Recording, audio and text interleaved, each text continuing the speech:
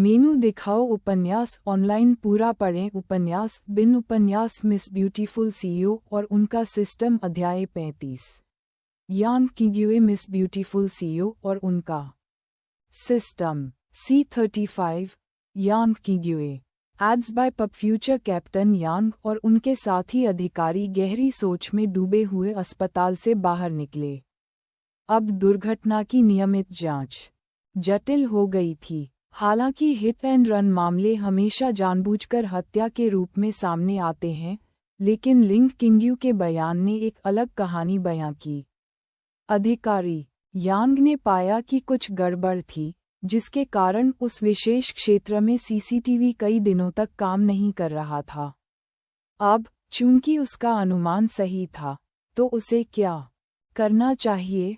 उसे पहले ही पता चल गया था कि टायर कानून बल के अंदर जासूस हैं।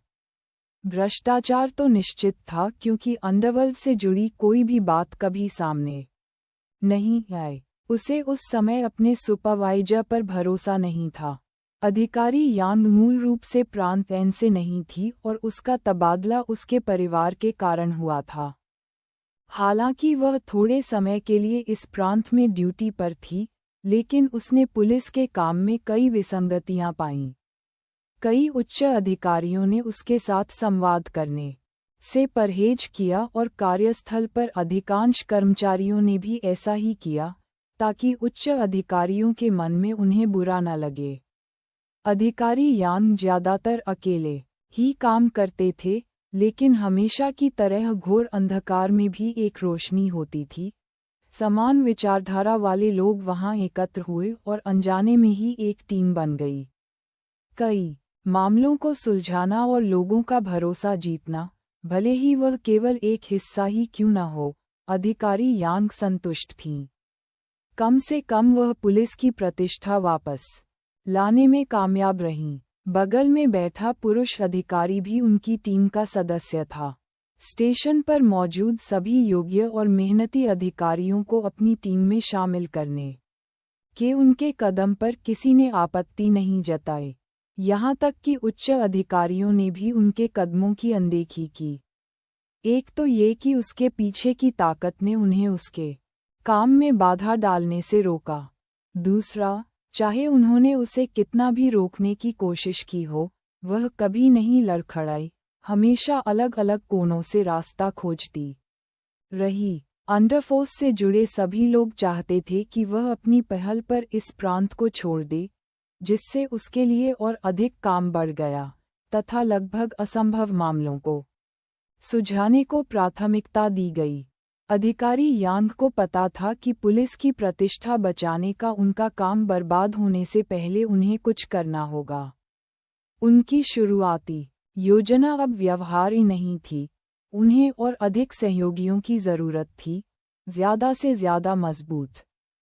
एड्स बाय पब फ्यूचर ये निम्न स्तर के अधिकारी प्रांत एन में भ्रष्ट व्यवस्था के खिलाफ लड़ाई में उनकी ज्यादा मदद नहीं कर सके। सहकर्मी के कंधे पर धक्का लगने से वह जाग गई। उसने उस आदमी को घूर कर देखा जिसने अपने हाथ ऊपर उठाए थे और मुस्कुराया। अधिकारी यांग ने खुशी से अपना सिर हिलाया। दोनों पार्किंग में अपनी पुलिस सेडान की ओर वापस चले गए। वह यात्रियों की तरफ बैठी थी और कुछ रेडियो चैटिंग ने उसे लगभग उल्टी कर दी क्योंकि वह संदेश को पकड़ नहीं पा रही थी। इसी तरह ड्राइवर सीट पर बैठे पुरुष अधिकारी ने भी स्थिति को देखा और केवल इग्निशन चालू किया। कप्तान, उसने पूछा। कैप्टन यांग ने स्पीकर पकड़ा और बटन दबाया। C2 डिस्पैच, अपना आखिरी शब्द फिर से बोलो। कुछ सेकंड बाद हत्या और गिरोह प्रतिद्वंद्विता के संभावित कई मामले इकाइयों को तुरंत मार्क दिया गया। उसी परिसर में कई जिलों में नकारात्मक हैटेट नॉवल बनट एट अभी भी हिट एंड रन पर हूँ। क्या आप चाहते हैं कि मैं अपना रास्ता बदल दूं? हाँ, कृपया। जितना अधिक होगा उतना बेहतर होगा। रास्ते में हूँ। कैप्टन यांग ने डिवाइस वापस रख दी और बगल में बैठी अपनी सहकर्मी की ओर देखते हुए अप्रिय भाव से कहा, क्या बात है? एड्स बाय पब फ्यूचर। ओह भगवान, कैप्टन यांग, हमारे लिए आपको ओवरटाइम क्यों चाहिए? पुरुष ने अतिशयोक्ति से शिकायत की, जिससे अधिकारी यांग की आंखें घूम गईं। मैंने सोचा कि हमें इस हिट एंड रन केस को खत्म कर देना चाहिए। ईमानदारी से कहूं तो मुझे बहुत संदेह है कि हम कुछ हासिल कर सकते हैं। और मेरी छठी एसएससी मुझे बताती है कि यह यात्रा मुझे बस एक संकेत दे सकती है। वह असहमति व्यक्त करने के लिए उसका मुंह खोलने ही वाला था। एक महिला की छठी एसएसई पर संदेह मत करो, और कभी भी किसी महिला से बहस मत करो क्योंकि तुम कभी जीतने वाले नहीं हो। पुरुष अधिकारी ने निराश होकर अपने कंधे झुका लिए और कार को गंतव्य की ओर ले गया। ठीक है, वह शिकायत करने की जहमत क्यों उठाएगा? वरिष्ठ के खिलाफ बहस करना एक गलती थी और वरिष्ठ महिला थी, ये दूसरी गलती थी। वह और कुछ नहीं करना चाहता था। कैप्टन यांग उसके व्यवहार पर हंस पड़ी। वह जानती थी कि उसका अधीनस्थ वास्तव में नाराज नहीं था। तनावपूर्ण माहौल को कम करने के लिए दोनों के बीच यह एक सामान्य मजाक था। उसकी आंखें अभी भी अस्पताल पर थीं, वह गहराई से सोच रही थी। क्या ये दुर्घटना के कुछ दिनों बाद हुआ संयोग था? क्या लिंग किंग्यू भी इसमें शामिल था? जो लोग लिंग किंग्यू की तरह उच्च पदों पर थे, वे उनके व्यवहार को औसत नागरिकों के लिए जिम्मेदार नहीं ठहरा सकते थे। जैसे ही गाड़ी अस्पताल से रवाना हुई, सर जोर से बोले, जिससे कुछ देर के लिए राहगीरों की निगाहें उन पर टिक गईं। लिंग किंग्यू खिड़की के पास खड़ी पुलिस की गाड़ी को तेजी से भागते हुए देख रही थी। हमेशा की तरह बीमार दिखने के विपरीत, वह स्वस्थ और मजबूत थी। उसके हाथ दीवार पर टिके हुए थे और वह आगे की ओर झुकी हुई थी। तुम सचमुच उसे चुन रहे हो? पीछे से एक नीरस आवाज सुनाई दी। लिंग किंग्यू ने मुड़कर नहीं देखा क्योंकि उसकी नज़र अभी भी पुलिस की गाड़ी पर थी। कम से कम मेरी सास ने मुझे बताया कि वह भरोसेमंद है। तुम्हें क्या लगता है? मैं किसी पर पहली नज़र में ही विश्वास नहीं कर लेता। मैं डेटा पर ज़्यादा भरोसा करता हूँ, तांग जियाई ने जवाब दिया। उसकी खोज करो, उसके अतीत और पृष्ठभूमि की जांच करो। Ads bye pub future. इस पर काम शुरू हो चुका है। मैं अभी विवरण व्यवस्थित कर रहा हूँ। आप बाद में उनका सर्वेक्षण कर सकते हैं। आपने कहाँ से शुरू किया? उसके जाने के बाद। मैं इस पर काम कर रहा हूँ क्योंकि मुझे लगता है कि भविष्य में आप मुझसे अनुरोध करेंगे। ऐसा लगता है कि मेरी समझ सही है। आपको बधाई। आप उसके बारे में क्या सोचते हैं? लिंग किंग्यू ने चर्चा के मुख्य बिंदु के बारे में पूछा। हालांकि वह पहले से ही अपनी पहल पर इस महिला पुलिस अधिकारी को एक सफलता के रूप में चुन सकती थी, लेकिन उसे विशेषज्ञों के साथ चर्चा करने में खुशी हुई। कम से कम वह खुद को आश्वस्त कर सकती थी कि उसने विभिन्न कोणों से इस पर गौर किया है।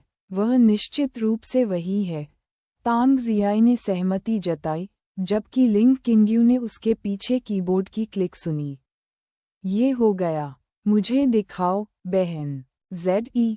तांग ZE ने अपना लैपटॉप, जो टैबलेट जैसा ही काम करता है, लिंग किंग्यू को थमा दिया। उसने डिवाइस पकड़ी और सूचियों को स्क्रॉल किया। आपकी कड़ी मेहनत के लिए धन्यवाद। तांग ज़ी ने कहा। स्क्रीन पर एक पुलिसवाली की जीवनी दिखाई गई, जिससे वह अभी-अभी मिली थी। तकनीक वाकई डरावनी थी। गलत हाथों में। लिंग किंग्यू ने प्रार्थना की कि ऐसा कभी न हो। यांग किंग्यू, आयु 5 वर्ष, 0.69 मीटर लंबा। रैंक, कैप्टन, प्रथम श्रेणी अधीक्षक। 9 वर्ष की आयु में पुलिस बल में शामिल हुए, योग्यता और अनुभव के आधार पर आगे पदोन्नति के लिए पात्र हैं। राजधानी से आए विशाल पारिवारिक समर्थन के कारण उनकी ताकत को कम करके नहीं आंका जा सकता था। शिक्षा, स्नातक की डिग्री के लिए अध्ययन पूरा किया। लिंग किंग्यू ने आगे की फाइलें पढ़ीं और यांग किंग्यू की स्थिति को समझा। उसकी योग्यता और पृष्ठभूमि के आधार पर उसे बहुत पहले ही पदोन्नत कर दिया जाना चाहिए था। फिर भी क्यों अटका हुआ है? उसके परिवार ने उस पर दबाव डाला कि उसे क्या नापसंद है या फिर उसकी उम्र क्या है। लिंग किंग्यू ने पहले वाली परिकल्पना का समर्थन किया।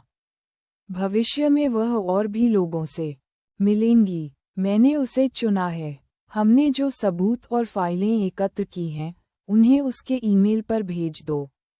सब कुछ मत भेजो। धीरे धीरे सिस्टर जियाई को उसका मार्गदर्शन करना चाहिए, लिंग किंग्यू ने कहा और लैपटॉप लौटाते हुए अपने बिस्तर पर वापस चली गई। तांग जियाई ने कुछ नहीं कहा और लिंग किंग्यू के आदेश के अनुसार आगे बढ़ गई। Ads bye pub future. उपन्यास बिन लाइट नॉवेल, वेब नॉवेल, कोरियाई उपन्यास और चीनी उपन्यास ऑनलाइन मुफ्त में पढ़ें। आप सैकड़ों अंग्रेजी अनुवादित लाइट नॉवेल, वेब नॉवेल, कोरियाई उपन्यास और चीनी उपन्यास पा सकते हैं जिन्हें दैनिक रूप से अपडेट किया जाता है। उपन्यास ऑनलाइन पढ़ें, लाइट नॉवेल ऑनलाइन पढ़ें, ऑनलाइन मुफ्त पढ़ें, मुफ्त